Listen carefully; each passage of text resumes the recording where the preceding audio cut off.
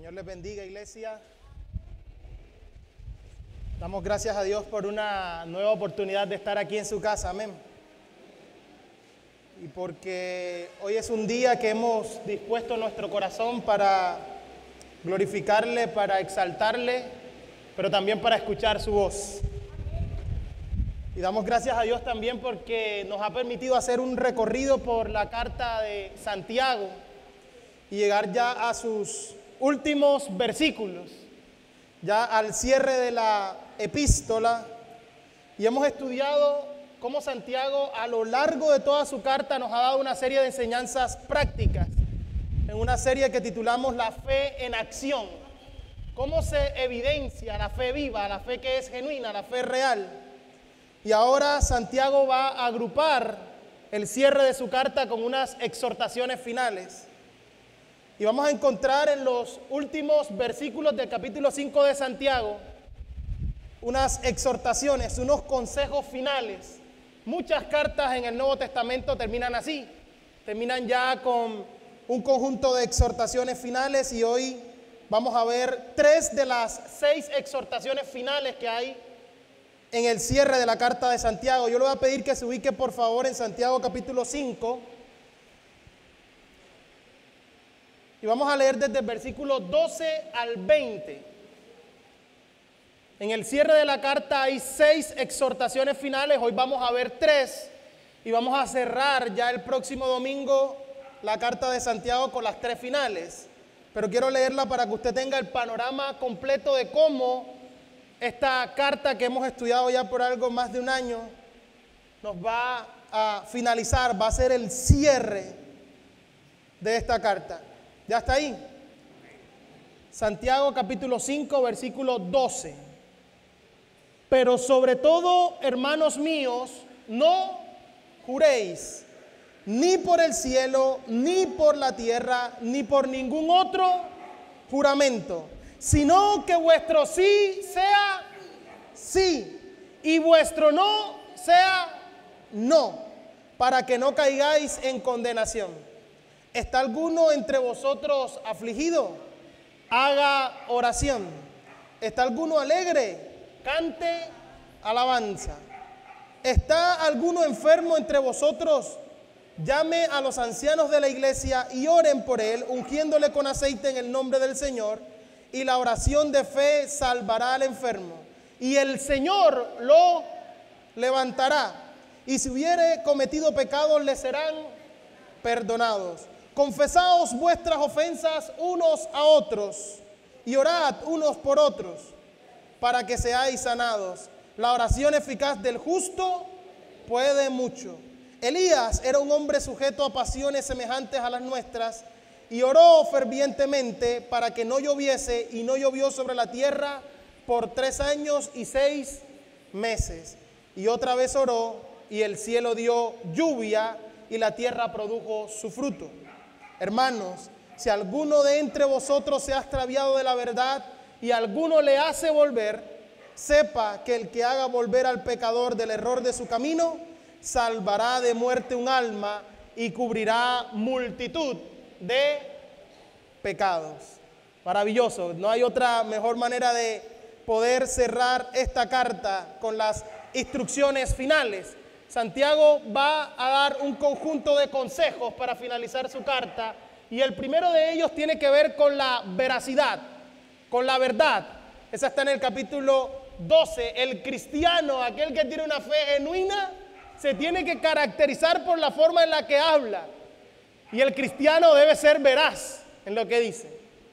Luego, un conjunto de exhortaciones que tienen que ver con la oración y la alabanza, la oración en medio de la debilidad, la confesión, la intercesión unos por otros, y va a finalizar con la restauración de aquel que se ha extraviado. Entonces, hoy vamos a ver 3 y el próximo domingo vamos a ver 3. Hoy vamos a ver las 3 primeras que están del versículo 12 al versículo 15 y tienen que ver con la veracidad en el versículo 12, la oración y la alabanza en el versículo 13 y con la oración en la debilidad en los versículos 14 y 15. ¿Ok? Porque la propuesta final, como se han dado cuenta, de Santiago es que nosotros hagamos uso de los recursos que en Dios tenemos disponibles. Las armas espirituales que el Señor nos ha dado. Y la oración, la alabanza, los líderes de la iglesia son un regalo y un recurso que el Señor nos ha dado. La confesión, el perdón y por supuesto el poder de Dios para restaurar. Todos esos recursos están disponibles para nosotros, pero esos recursos solo se pueden usar mediante la práctica de una fe viva, de una fe real y genuina. Entonces veamos las tres primeras exhortaciones. En primer lugar, aquella que tiene que ver con la veracidad, versículo 12. Pero sobre todo, hermanos míos, no juréis ni por el cielo, ni por la tierra, ni por ningún otro juramento, sino que vuestro sí sea sí y vuestro no sea no, para que no caigáis en condenación. No cabe duda que el hombre caído es necesariamente mentiroso. La Biblia identifica a la gente, a las personas no redimidas como hijas de un padre de mentira. Miente todo el mundo, mienten los esposos a sus esposas y las esposas a sus esposos. Los hijos a los padres y los padres a los hijos. Los jefes a los empleados a los jefes. Todo el mundo miente, mienten los medios, mienten los gobernantes. Es una sociedad construida sobre la mentira. Y uno se llega a preguntar si realmente, imaginen por un día si todo el mundo tuviera que decir la verdad, solo la verdad y nada más que la verdad. ¿Qué pasaría en este mundo? Usted se vio una película que se llama Mentiroso, Mentiroso.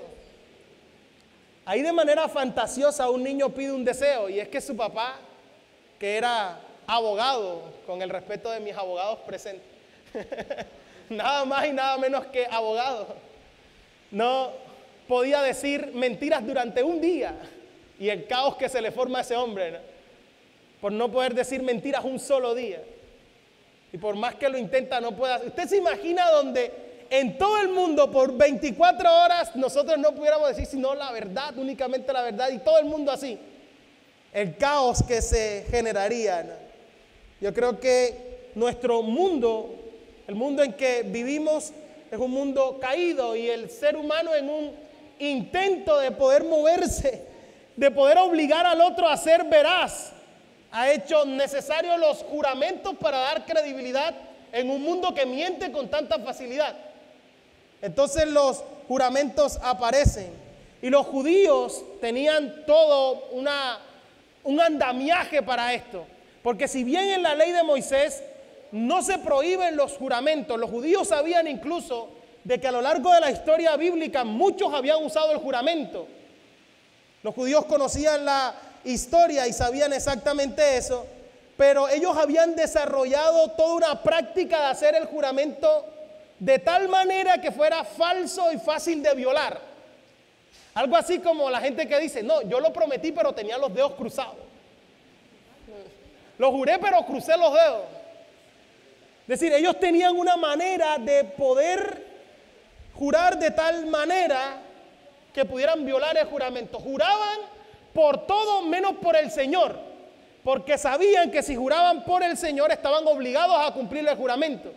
Entonces habían inventado que juraban por el templo, por el altar, por la ofrenda, por Jerusalén, por cualquier cosa que sonara así como al Señor, pero no por el Señor, porque era su forma de no cumplir lo que estaban jurando.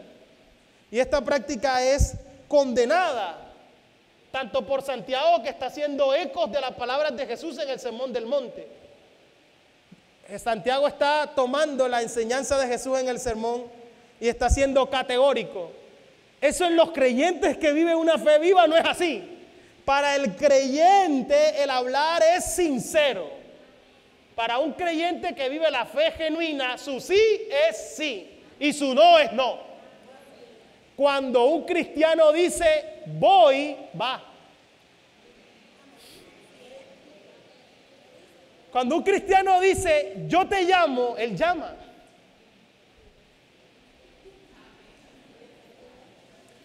Cuando un cristiano dice, tranquilo, yo voy a orar por eso que me estás diciendo, él va a orar por eso.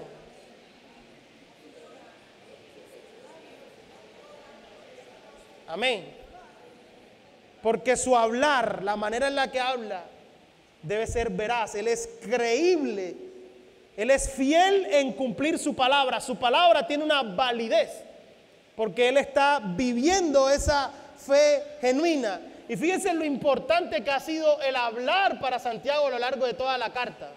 Santiago se ha dedicado especialmente a lo largo de toda la carta a mostrarnos lo importante que es nuestro hablar. Cómo nuestro hablar es una evidencia de que realmente vivimos una fe genuina. No en vano Jesús decía que de la abundancia del corazón habla la boca. Es decir, una manifestación de nuestra condición real espiritual es la forma en la que hablamos. Y allá en Santiago capítulo 1 ya nos había dicho el escritor de que si alguno se creía religioso pero no refrenaba la lengua, ¿qué le pasaba? Era mentiroso, su religión es vana. El que no controla su lengua lo que evidencia es que su corazón no ha sido regenerado. Pues no tiene control sobre su lengua, a pesar de la fachada externa religiosa que pueda montar. En la forma en la que habla se delata.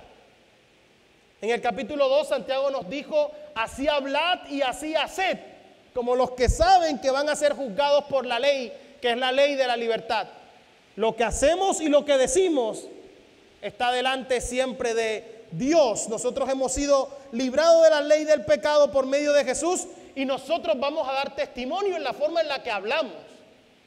Y el hablar del cristiano debe ser veraz. ¿Y qué? Del capítulo 3 donde Santiago dedicó todo ese compendio a la lengua desde el capítulo 2, desde el versículo 2 hasta el 11, a hablarnos de la lengua.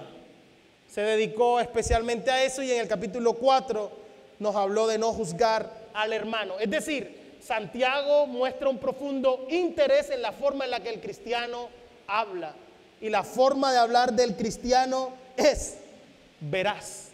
Su sí es sí y su no es no. La forma en la que el cristiano habla muestra su fe. Y lo que está prohibiendo entonces no es precisamente jurar, sino el falso juramento. Y Santiago se está incluyendo él mismo como hermanos. Y parece que era una práctica que ya venía también en estas personas a quien él escribe. Se identifica con ellos y les dice, no juréis ni por el cielo, ni por la tierra, ni por ningún otro juramento. Y como les decía, no es que la Biblia prohíba hacer juramento. De hecho, en la ley de Moisés estaba. Lo que condena la Biblia es jurar falsamente. Eso sí es condenado. Pero ahora Santiago va más allá a decirnos de que en el cristiano, en el creyente, ni siquiera el juramento es necesario.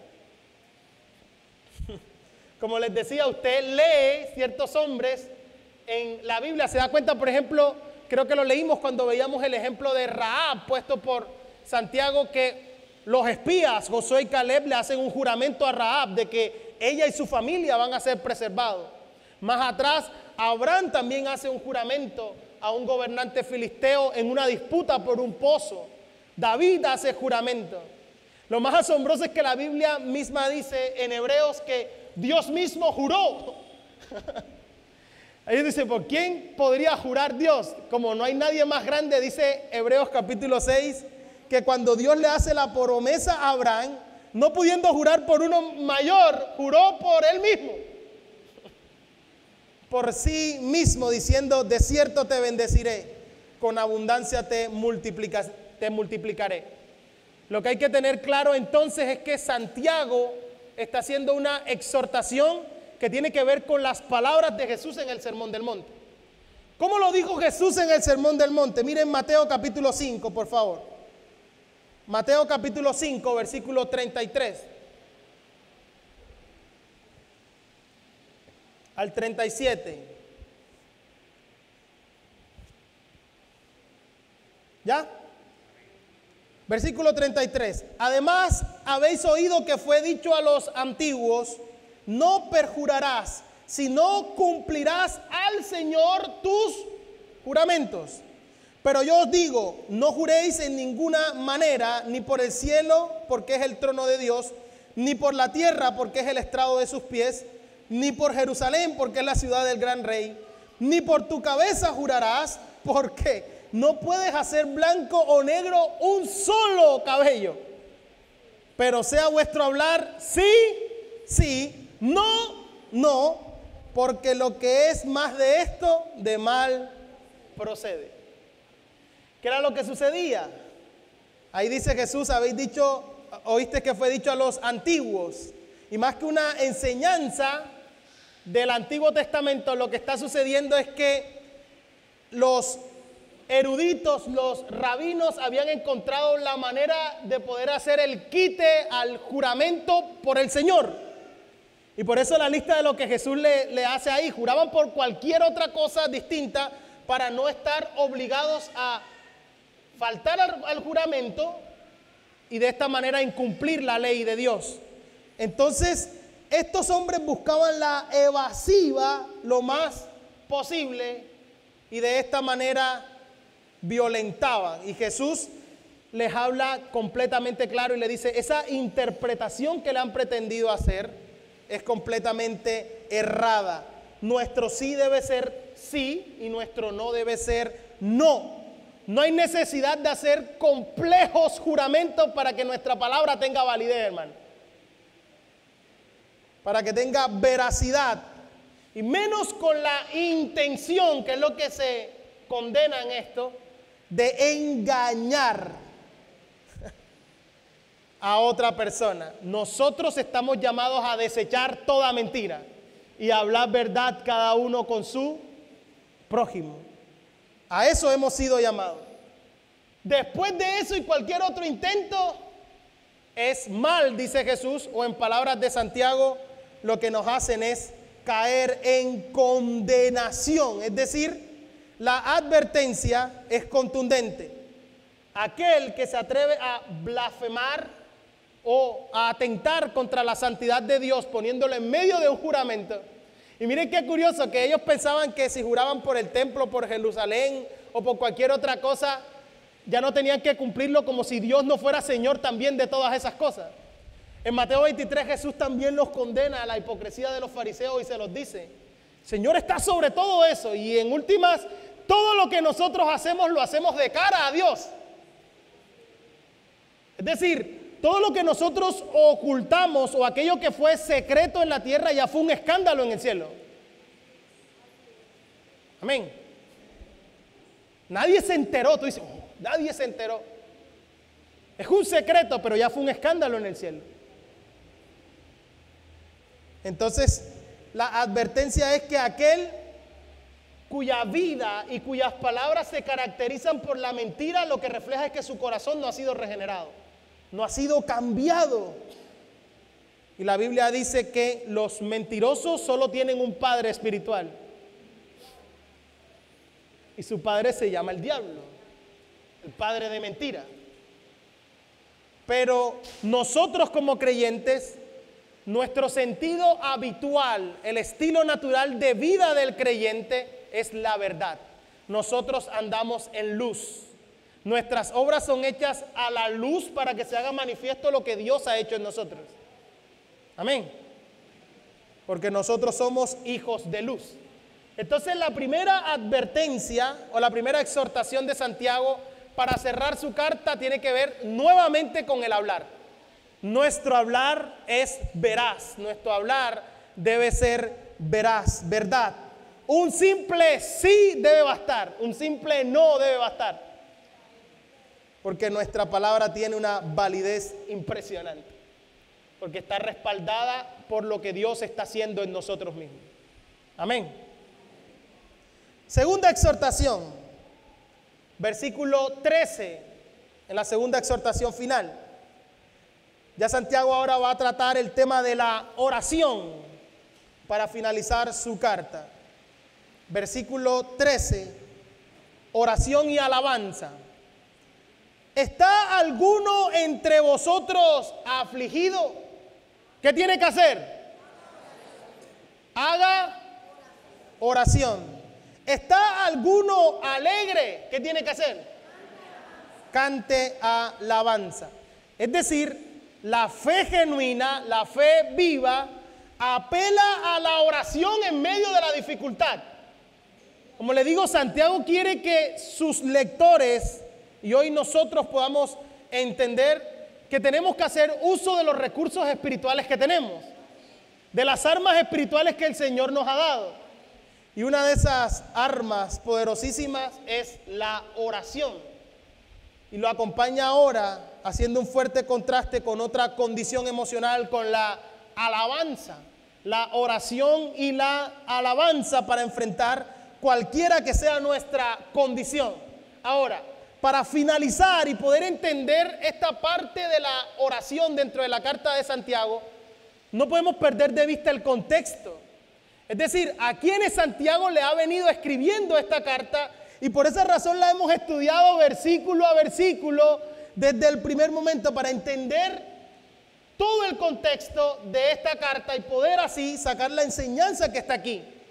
Santiago le está escribiendo a personas que habían sido obligados a huir, están dispersos, están en medio de una persecución. Él se ha referido a ellos como a las tribus que están en la dispersión.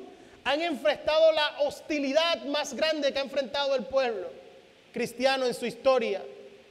Perseguidos, entregados a leones, quemados. Están siendo perseguidos. Y en medio de todo eso, Santiago le ha proporcionado descanso para decirle, puedan gozarse en medio de la prueba. Ustedes pueden, en medio de la tentación, poder enfrentarlo. Le ha hablado del sufrimiento cuando de pronto proviene de ricos que han sido opresores. Le ha hablado de la paciencia. Santiago está escribiendo a gente que si no se ha derrumbado, está a punto de derrumbarse, hermano. Espiritual y emocionalmente por el peso de una aflicción grandísima. Por el peso de una persecución. Y lo que le está hablando es para que puedan tener fuerza y en medio de todo su corazón pueda estar firme y puedan perseverar en medio de esta aflicción que están sucediendo, que está pasando cada una de estas personas. Y entonces, en vista de todo el contexto de la epístola, no es raro entonces que Santiago ahora incluya el sufrimiento. ¿Está alguno afligido? Ahí aflicción tiene que ver con, ¿sufre alguno calamidad, dificultad? ¿Están enfrentando alguna adversidad? Y esta pregunta entonces está diciendo el antídoto o cuál es entonces el arma espiritual que debemos tomar en medio de la dificultad, en medio de la aflicción. ¿Cuál es? La oración. Y fíjense que esta circunstancia que está sucediendo, esta aflicción, más que sobre un sufrimiento físico, esta aflicción tiene que ver más con lo emocional, con lo espiritual. Ese momento de nuestras vidas donde por medio de todo lo que estamos viviendo, de lo que hemos sufrido, nuestro ánimo decae. Nos sentimos espiritualmente, emocionalmente devastados. Ese momento donde parece que Dios no nos estuviera escuchando, se hubiese olvidado de nosotros. Y aparece como respuesta, como antídoto, Santiago diciendo, en medio de la dificultad que sea, no importa si es física, emocional o espiritual, no importa el problema o la dificultad emocional, no importa si es lo que sea, la oración es el antídoto. Así que oren, dice Santiago, ya que la oración es la fuente de toda paciencia y de todos los recursos espirituales que Dios tiene para los que han puesto la confianza en Él. Aquí lo importante es que Santiago, más que en la situación difícil, o dicho de otra manera, no se ora tanto para que Dios quite la circunstancia difícil, sino para que en medio de la situación difícil y adversa nosotros podamos permanecer firmes, para ser fortalecidos a pesar de la circunstancia. La situación puede desaparecer si es la voluntad de Dios, pero no necesariamente es así. Lo que se ora es para que aún en medio de esa circunstancia adversa nosotros podamos entender que Dios está cumpliendo su voluntad en nosotros. Amén. En medio de eso que no podemos entender, en medio de eso que no alcanzamos a comprender, oramos para que la fortaleza espiritual sea una realidad en nosotros. Y para que a pesar de esa adversidad, Dios cumpla su propósito en nosotros. Y es continuo. Y como le digo, aquí están todos estos recursos maravillosos que tenemos en Dios para enfrentar cual sea la situación. Entonces Santiago está terminando una carta a cristianos que están sufriendo, diciéndole en medio de esa adversidad, lo que debe haber es un fuerte compromiso con la oración para poder sufrir con paciencia y ver que en últimas Dios terminará cumpliendo su propósito en nosotros, de que Él será glorificado. Así que en esta última parte de la carta, Santiago entonces va a hablar de la oración. En medio de este contexto, fíjense que a los creyentes se les invita a orar en el versículo 13. Después va a decir, los ancianos que son convocados para orar, y la congregación en pleno es convocada para orar. ¿Quiénes oran? Todos oran, o todos debemos orar. Así que Santiago, como un pastor, está hablando a víctimas de una batalla espiritual durísima. En medio de una adversidad, algunos ya han caído, otros han sido debilitados, otros están en una condición que se sienten derrotados, y está diciendo ahora hay un antídoto y la sanidad a esa debilidad espiritual, a esa fatiga espiritual, a ese agotamiento, a la depresión, a esa ansiedad y a esa angustia, es orar. Es interesante porque nosotros normalmente pensamos, no, lo que esta persona necesita es que hable con no sé quiéncito. Apenas él hable con no sé quiéncito, eso se le pasa, ¿no? En medio de esa condición, el antídoto no son palabras de sabiduría humana. En medio de estas circunstancias es ir al Padre de toda consolación, al Dios de toda consolación. Haga oración, es una súplica continua. Permanecer en oración sería la mejor traducción. Que quien esté en esta condición permanezca en oración. Cualquiera que sea la naturaleza, sea moral, espiritual, emocional, física. La terapia más eficaz es la oración. Por encima de cualquier otra cosa, el Señor puede remover la aflicción. El Señor puede mover todo aquello que está en nuestro corazón enfrentando producto de la tribulación. Y lo que oramos es para que Él ejecute su perfecta voluntad en nosotros, que nos dé su gracia y fortaleza para resistir en medio de la adversidad.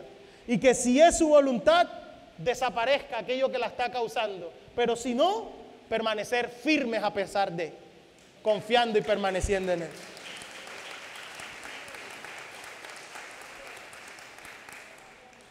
Y ahora Santiago lo contrasta con aquellos que puedan estar pasando por otro momento o que en medio de la adversidad puedan estar alegres. Ahí aparece, está alguno alegre. Entonces el que está alegre, ¿qué debe hacer?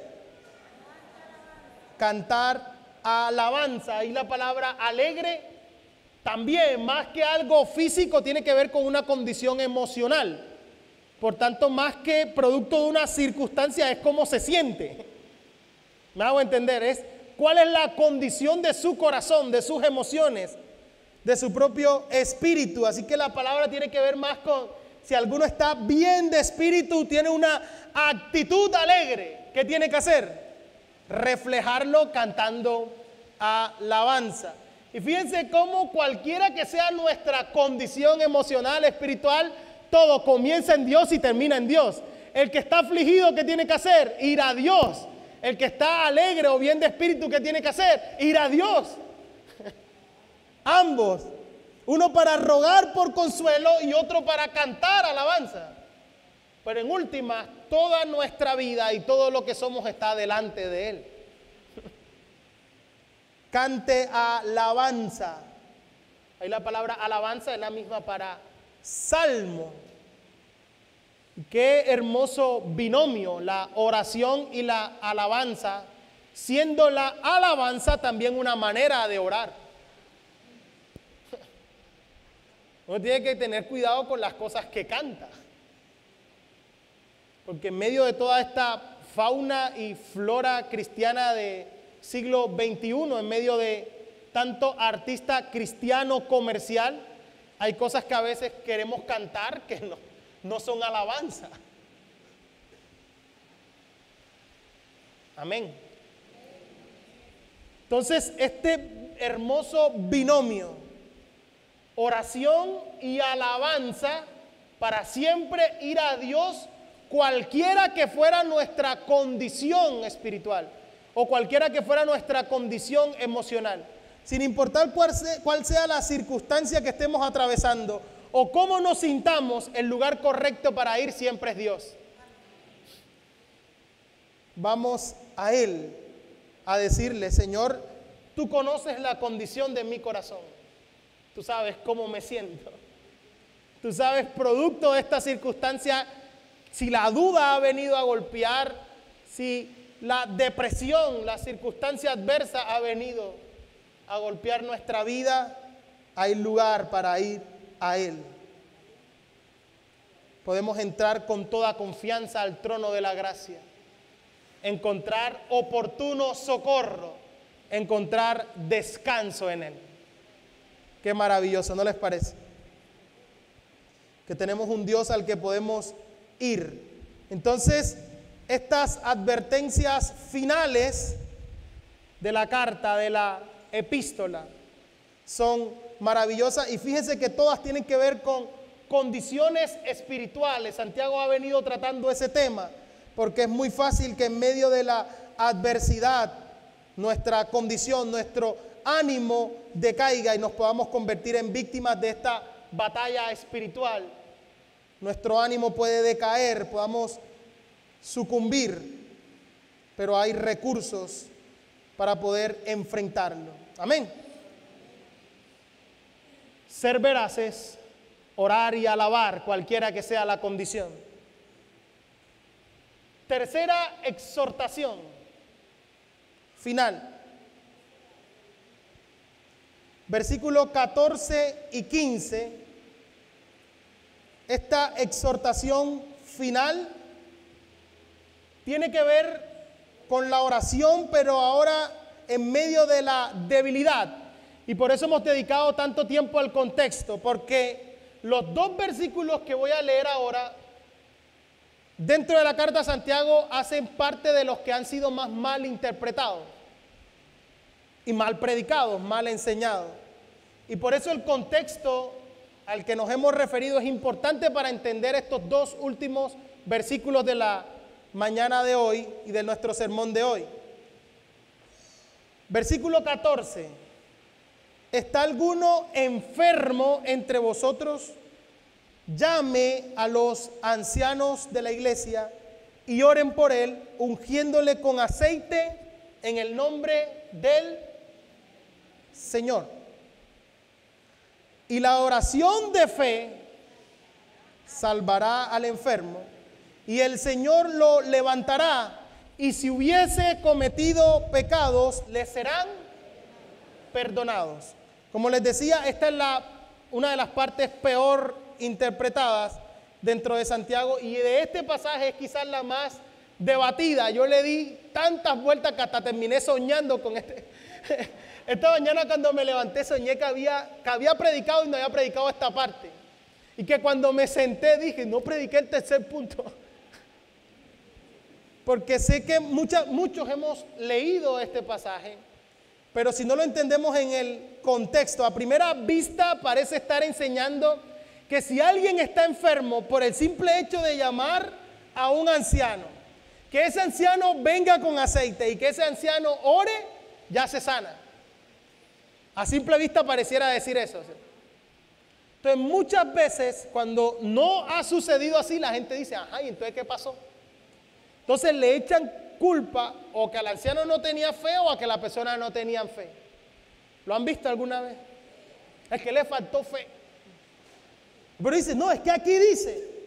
Ahora, ¿qué es lo que hay que tener cuidado con este pasaje? En la interpretación de este pasaje. Y es que, como les he venido diciendo, Santiago ha venido tratando de manera pastoral temas espirituales dentro de estas personas. A lo largo de su carta, desde el primer momento, Santiago viene tratando con problemas espirituales de sus lectores, más que con problemas físicos de sus lectores, a pesar de que muchos, producto de esa persecución, sí puedan haber tenido un daño físico, unas lesiones físicas. Pero Santiago está tratando temas espirituales. ¿Qué hacer en medio de la prueba? ¿Qué hacer en medio de la tentación? ¿Cómo aplicar la palabra? ¿Cómo nuestra fe se relaciona con nuestras obras? ¿Cómo se usa la lengua correctamente? ¿Cómo es la relación de un creyente con otros y cómo es la relación de un creyente con el mundo? Santiago nos ha hablado de la paciencia, de cómo tratar en una sociedad donde algunos ricos puedan ser opresores e injustos, de cómo comportarnos ante la realidad de la segunda venida de nuestro Señor, cómo poner la mirada en lo eterno. Esos son los temas. Y súmele a todo eso, que son temas eminentemente espirituales, súmele además que la vida de estos lectores del primer siglo, además al parecer había una serie de pleitos, de contienda, de acusaciones, de egoísmo entre ellos, que él también quiere tratar y ha venido tratando. Así que el contexto de la epístola manifiesta que es principalmente un conflicto espiritual. Y todo lo que sucede en la carta tiene un énfasis primordialmente espiritual. ¿Me estoy haciendo entender? Así que hay que saber entender que, según el contexto, estos versículos tienen que interpretarse en esa armonía con el resto de la carta. Y como se observó, el sufrimiento que Santiago tiene en mente, la aflicción, es principalmente emocional y espiritual. Así que la mejor traducción debería ser ¿está alguno débil entre vosotros? Y tiene que ver con la palabra que ha sido traducida en la mayoría de las versiones como enfermo. Porque esa palabra que está allí como enfermo se usa en el Nuevo Testamento para la enfermedad física, pero también se usa para la aflicción, para la debilidad emocional y espiritual. Es una palabra que puede ser usada para cualquiera de las dos cosas, o para la enfermedad física o para una debilidad emocional espiritual. Pero por el contexto parece ser que el énfasis primordial en este versículo, en estos dos versículos, es con la debilidad emocional, con la debilidad espiritual. ¿Está alguno débil entre vosotros? ¿Está alguno emocionalmente caído? ¿Está alguno emocionalmente devastado, espiritualmente devastado? Esta misma palabra es la que el apóstol Pablo usa, y creo que en la forma en la que el apóstol Pablo la usa nos puede ampliar un poquito el tema. Miren cómo dice 2 de Corintios capítulo 12.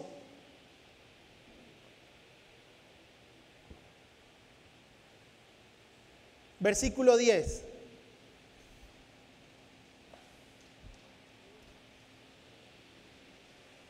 ¿Ya lo tienen? Dice 2 de Corintios 12, 10. En este versículo aparece la misma palabra. Por lo cual, por amor a Cristo, me gozo en las, ahí está, debilidades, en afrentas, en necesidades, en persecuciones, en angustia.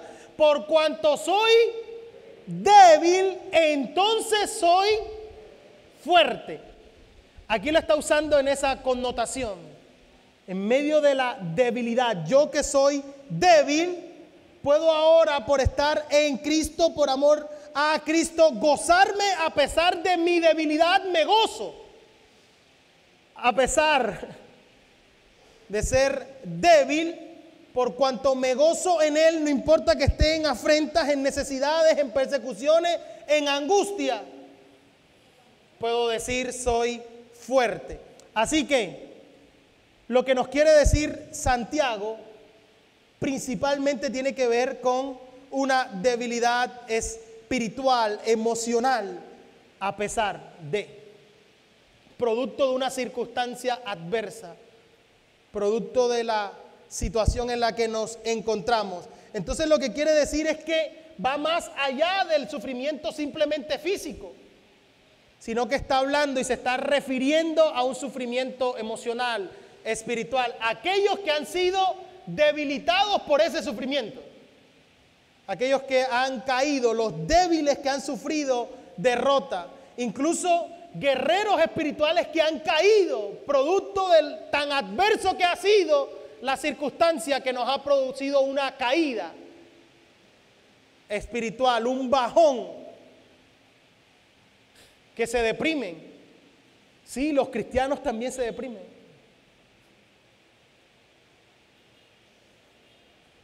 Terrible, ¿no? Nos entristecemos.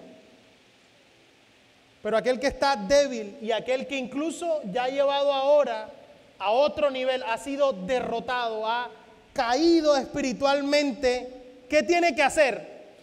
Como ha caído y está en ese momento de debilidad tan grande, no puede orar eficazmente. Entonces, como ha caído y se encuentra en esa condición, ¿qué recurso espiritual tiene que usar? Tiene que buscar a alguien fuerte para que le ayude a orar por eso. ¿Me estoy haciendo entender? Está en una condición en la cual quizás no puede orar eficazmente por sí mismo, es débil espiritualmente y necesita la ayuda de quien es fuerte espiritualmente. Así que entonces el recurso, el arma espiritual que tenemos y que propone Santiago es, ¿qué hacemos? ¿Qué hacer? Llame a quién, a los ancianos, a los líderes de la iglesia. ¿Para qué? Para que oren por él, y dice ahí, ungiéndole con aceite. ¿En el nombre de quién? No en el nombre del pastor de la iglesia, hermano. Van a fortalecer en el nombre del Señor. Y por eso aparece allí el aceite en medio de todo, para que quede claro de que se va a hacer en nombre del Señor. Así que, hermano, Santiago está proponiendo el uso de armas espirituales, de recursos espirituales. No sirve morirse de hambre con la nevera llena, hermano. Teniendo a nuestra disposición todos estos recursos espirituales, muchas veces nosotros queremos enfrentar nuestros desafíos y aún nuestros bajones espirituales solos. Y fíjense cómo ha venido armando esta propuesta con recursos espirituales. ¿Qué tiene que hacer el que está afligido, pasando por pruebas y aflicción? Tiene que orar, dice, haga oración. Aquel que experimenta el gozo, ¿qué tiene que hacer? Cantar alabanza. Y aquel que se siente débil en la fe o espiritualmente decaído, ¿qué tiene que hacer? Llamar al que es fuerte y decirle, apóyame en esto. Esa ayuda tiene que encontrarse en los líderes de la iglesia.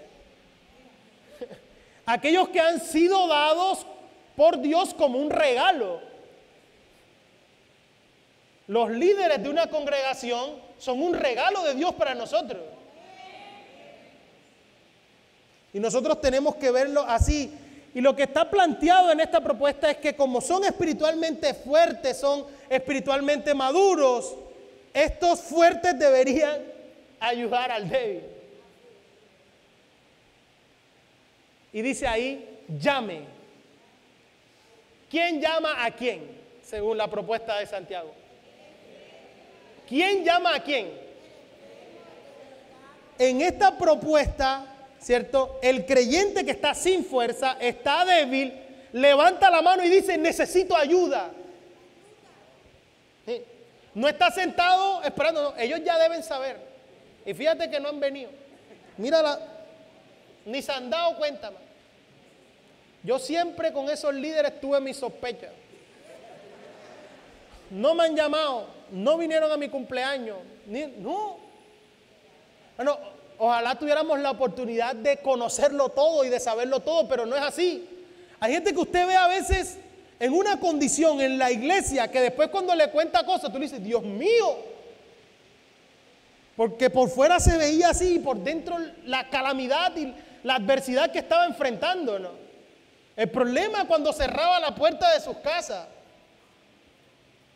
Entonces la propuesta completa es llamar. Aquel que está sin fuerza necesita tomar la iniciativa. Para su propio bien debe convocar a los líderes, convocar a los ancianos, no dar la lucha solo. Lastimosamente hay momentos en los que líderes han llegado cuando ya es demasiado tarde, hermano. Hermano, ¿y usted por qué no me avisó antes? ¿Usted por qué no llamó antes? ¿Usted cómo dio esta lucha usted solo, no? Ya no hay nada que hacer a veces. Y yo creo que en ese reconocimiento de llamar, también hay un reconocimiento de la necesidad, ¿no? Alguien que llama, lo último que está pasando por su mente es el orgullo. Ya se ha despojado de ese orgullo y ahora reconoce su necesidad. Necesito ayuda. El creyente está consciente de su necesidad y levanta la mano para que se pongan al lado de él. Estoy pasando por este momento de adversidad. Necesito. Esto es lo que tiene en mente también el apóstol Pablo cuando escribe por allá en Gálatas diciendo, hermano, si alguno fuere sorprendido en alguna falta, vosotros que sois espirituales, restaurarle con espíritu de mansedumbre. Es decir, como somos interdependientes, como somos un solo cuerpo, en medio de nuestros momentos de debilidad, en nuestra caída, hay uno más fuerte que nos ayuda a fortalecernos y a seguir avanzando. Podemos cansarnos, hay ovejas lastimadas, cansadas. Hay que ir para pedir nuevas fuerzas espirituales en el lugar correcto. Aquel que ha sufrido derrota espiritual, lo repito, no necesita palabras bonitas, no necesita palabras de sabiduría humana. El que ha sufrido una derrota espiritual, lo que necesita es que vayamos a la fuente, mediante la oración suya y de sus líderes delante de la presencia de Dios. Y dice, oren por él, ungiéndole con aceite en el nombre del Señor. Y aquí, ungir con aceite en el nombre del Señor tiene un peso muy grande. Porque lo que los ancianos, los líderes están haciendo no es una ceremonia pública, no es un rito. Lo que están es siendo conscientes de que van en nombre del Señor y que el ministerio de intercesión y de restauración de estos hombres se hace en el nombre del Señor. Que cualquier consuelo verdaderamente eficaz va a provenir del Señor, de la fuente de consuelo, de toda consolación. Y cuando hacemos algo en nombre del Señor, o sea, hacerlo en el nombre de Cristo, es orar en nombre de Cristo, pedir lo que Él desearía para ese por el que estamos orando. Ministramos en el nombre de Cristo, le servimos, es decir, el líder que va a orar lo va a hacer, va a servirle como Cristo serviría. Va en nombre de Cristo. ¿Y cuál es el resultado de eso, hermano? El maravilloso resultado, el resultado bendito de este consuelo y del ministerio de intercesión de estos líderes. Versículo 15. ¿Cómo dice? La oración de fe salvará al enfermo y el Señor lo levantará. Y si hubiere cometido pecados, le serán perdonados. Aquí Santiago usa para enfermo otra palabra, pero que también va en el mismo contexto de que no es tanto una enfermedad física, sino que se refiere a la restauración espiritual del débil y del abatido.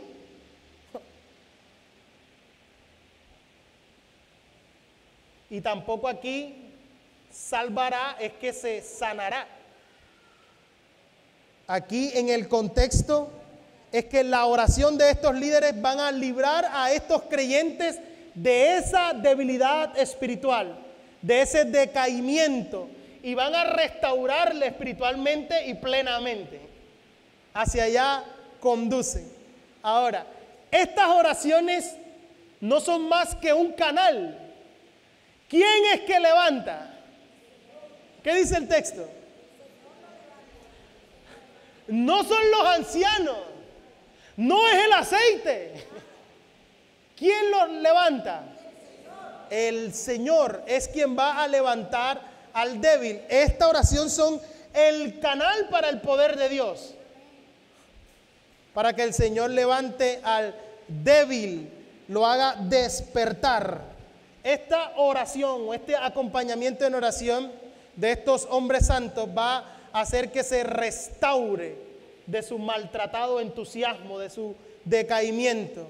La observación que está haciendo Santiago entonces es que nosotros como creyentes, en medio de nuestras luchas, en medio de nuestra adversidad, tenemos suficientes recursos. Y si alguno está espiritualmente débil, y fíjense que ahora menciona, incluso si ha cometido pecados, ¿qué sucederá? Le serán perdonados. Aquí hay otra confirmación, otra reafirmación de que no se refiere a una enfermedad física principalmente, porque en la Biblia no hay ninguna relación entre una enfermedad física y el pecado. Pero entre el decaimiento y la derrota espiritual casi siempre se hay una relación con el pecado. Amén. Nuestras derrotas espirituales y nuestros momentos de debilidad y en los momentos que hemos sido más vulnerables y que más bajo hemos caído, por lo general, no siempre es así, pero por lo general está el pecado también inmerso en medio de la situación y de la circunstancia. Pero qué maravilloso es contar con los recursos de Dios, su poder, su gracia y su misericordia infinita, de que si confesamos nuestro pecado, Él es fiel y justo para perdonar nuestro pecado. Amén. En medio de nuestra derrota, en medio de la derrota espiritual, podemos llegar a Él. Y ese creyente, producto de la intercesión de estos hermanos más fuertes que él en ese momento, ahora puede obtener el resultado, el perdón, cuando clame a Dios en busca de ese perdón. Ha reconocido su necesidad. He caído, estoy débil, ayúdame. Estos líderes van no con el afán de curiosear ni chismosear, no con el afán de juzgar, viste tanto que te advertí que... No, van a restaurarle con espíritu de mansedumbre, amén. Y si hubiera cometido pecado, el resultado será el perdón cuando clamemos a Dios. La idea es que en medio de todo, animarnos a confesar, a distinguir sus pecados y a unir sus oraciones por ese perdón disponible para todo aquel que llega en arrepentimiento. Entonces Santiago quiere finalizar su carta con unas importantes exhortaciones finales. Que nosotros como cristianos somos personas veraces, que nuestro sí es sí, que nuestro no es no. Quiere decirnos que tenemos un recurso valiosísimo llamado oración y que en medio de la aflicción lo que tenemos que hacer es permanecer en oración. Y si no estoy pasando por un momento así, bueno, ir a Dios también en gratitud, en alabanza, pero siempre a Él, la fuente de todo y quien controla soberanamente todas nuestras circunstancias.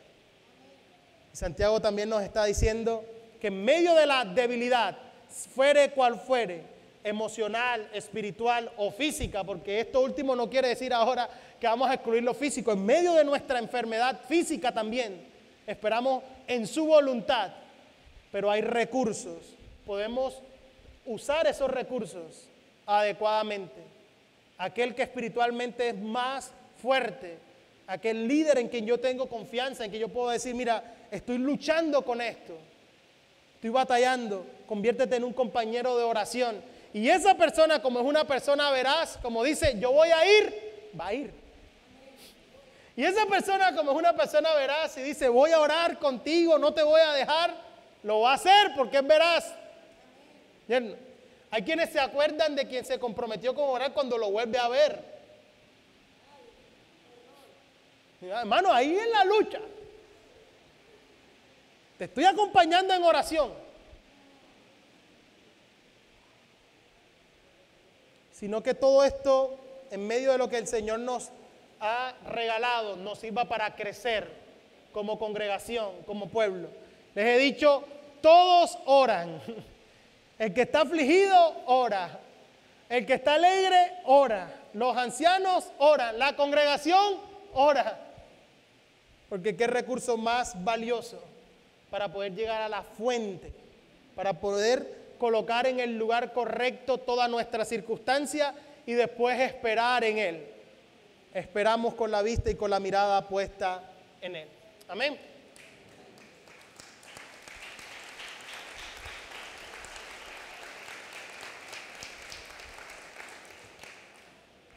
Así que no podemos terminar de otra mejor manera que orando. Vamos a orar. Padre, te damos gracias por esta mañana, por la oportunidad que nos has dado de estar aquí, Señor. Gracias, Padre bueno, porque en ti tenemos todos los recursos disponibles para llegar al lugar correcto, cualquiera que fuere nuestra circunstancia, nuestra situación, Señor. Estas exhortaciones finales de Santiago impactan nuestra vida, Señor, y nos dan fe de cuánto te necesitamos, Señor. Aquí está nuestra vida delante de ti, de que nosotros los creyentes, nosotros los cristianos, nos caracterizamos porque practicamos la verdad. No somos hijos del padre de mentira, somos hijos del Padre de luz, en quien no hay tinieblas ni sombras de variación, Señor. Nosotros nos caracterizamos, Padre bueno, porque habitualmente decimos la verdad. Y a pesar de que somos vulnerables y pudiéramos, Señor, caer en ciertas circunstancias de nuestra vida, reconocemos que cuando hemos mentido, Señor, te hemos fallado y hemos deshonrado tu nombre, Señor. Pero qué maravilloso es saber que podemos llegar a ti, Señor, en arrepentimiento y decirte, Señor, sé que he ofendido tu corazón, tú conoces mi debilidad, tú conoces mi fragilidad, y hallar perdón, Señor, descanso para nuestra alma. Ayúdanos, Señor, a ser personas veraces, a atender esta exhortación final de que nuestra vida, de que no solo nuestras palabras, sino nuestra conducta, Señor, sea una carta abierta que pueda ser leída por todos, Señor. Que la gente pueda decir de nosotros, si Él dijo eso, Él lo va a cumplir. Él es una persona veraz. Algo le debió suceder. Porque nuestro testimonio habla, Señor, de lo que tú has hecho en nosotros y en nuestro corazón. De que ya no pertenecemos al padre de mentiras, Señor. De que ahora estamos en la verdad. De que hemos conocido la verdad. De que la verdad nos ha hecho libres. De que ahora somos hijos de luz. Señor, ayúdanos a ver en la oración, en la alabanza, los recursos para llegar a ti, cualquiera que fuera nuestra situación, nuestra condición emocional, Señor. Que lo primero que pensemos, Señor, es ir a ti. ¿Cuántos en medio de la aflicción, en medio del problema económico, lo primero que hemos pensado es dónde conseguir dinero y cómo hacerlo, Señor? Cuando lo correcto debió haber sido ir a ti, Señor. Como nuestro Padre, como aquel que tiene cuidado de nosotros, como aquel que cuida de nosotros. Que en medio de nuestra aflicción, de nuestra adversidad, en medio de nuestras calamidades y dificultades, nosotros podamos llegar a ti en oración, Señor. Y si en lo que nosotros hay es alegría, es un espíritu alegre, entonces podamos también llegar a ti, Señor, en alabanza, con gratitud. Si estamos bien de espíritu, si estamos con una actitud alegre, que también nosotros podamos entender que sigue estando nuestra vida en tus manos y no que en medio de la alegría, en medio de la circunstancia buena, nos alejemos y nos olvidemos de ti, Señor. Que nosotros podamos cantar alabanza y que sigamos, Señor, entendiendo que tú eres la fuente de nuestro gozo y de que en tu presencia hay plenitud de gozo. Señor, oramos en esta mañana por los que están en debilidad, Señor. Una debilidad espiritual, producto de circunstancias en sus vidas, aún en medio de aquellos que han sido, Señor, vulnerables y te han fallado. Aquellos que, producto del pecado, se han alejado de ti. Producto de las circunstancias, han sido derrotados espiritualmente. Aquellos que en este momento están enfrentando una situación de conflicto espiritual, Señor. Aquellos débiles entre nosotros. Que esta debilidad emocional y espiritual, Señor, les pueda llevar a ti. Que esta debilidad, en medio de afrentas, necesidades, persecuciones, angustias, les pueda producir gozo por amor a Cristo y que puedan salir fortalecidos, Señor. Aquellos que han sido debilitados por el sufrimiento, aquellos que producto de una enfermedad física suya o de alguien cercano, Señor, ya se encuentran sin fuerzas, débiles, abatidos, aquellos cuya fe ha decaído, aquellos cuya fe ha sido golpeada, Señor. Hoy los levantamos a ti, Señor. Hoy los presentamos a ti, Señor. Hoy te los presentamos porque solo en ti está la ayuda y la fortaleza que ellos necesitan. Solo en ti está esta fortaleza, Señor. Solo tú les puedes fortalecer, hacerles madurar, hacerles victoriosos. Ayúdales, Señor, también aquellos que están dando luchas completamente solos, a que con humildad y mansedumbre puedan levantar su voz y puedan buscar la ayuda oportuna en un líder, en alguien maduro de confianza, para decirle: necesito tu ayuda, ayúdame en oración, soy consciente de mi necesidad, ayúdame como hermano. Entre tus brazos otra vez, con total mansedumbre, poder reconocer que no nos la sabemos todas, que hemos sido vulnerables, que producto de habernos dejado llevar por la tentación, porque en medio de la prueba no pudimos ver más allá. Oh Señor, oramos con la fe de que solo tú puedes restaurar al débil, de que solo tú puedes fortalecer al débil y levantar al caído, de que tú lo levantas y de que aquel que hubiere cometido pecado, Señor, que en ti hay la gracia y la misericordia suficiente para que todo corazón contrito y humillado no sea despreciado, sino que todo corazón contrito y humillado alcanza misericordia y perdón. Aquí están tus hijos, Señor. Hoy volvemos al lugar correcto, a tu presencia, después de haberlo intentado en tantas formas, después de haberlo intentado en nuestras maneras, después de haber agotado todos los recursos. Hoy volvemos al primero y al único recurso al cual debimos acudir, Señor, a ti en oración. Venimos completamente rendidos a ti, Señor, para que nos tomes en tus brazos. Dile al Señor: tómame entre tus brazos otra vez.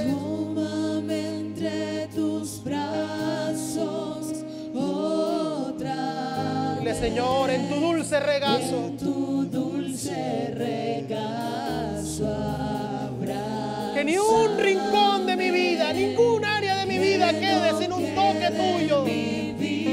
Solo tú eres mi sanador, mi salvador. Restáurame, Señor. Sáname. Tómame entre tus brazos. Hoy es día de reconciliación. Hoy es día para volver en amistad con Él. Podemos decirle, Señor, que cada área de mi vida sea impactada por tu presencia. Lléname de ti, Señor, te necesito. Que toda mi vida, mi cuerpo, mis emociones, mi espíritu, mi mente, mis fuerzas, todo, Señor, sea rendido en amor a ti. Que te ame con todo mi corazón, con toda mi alma, con todas mis fuerzas, con todo mi entendimiento.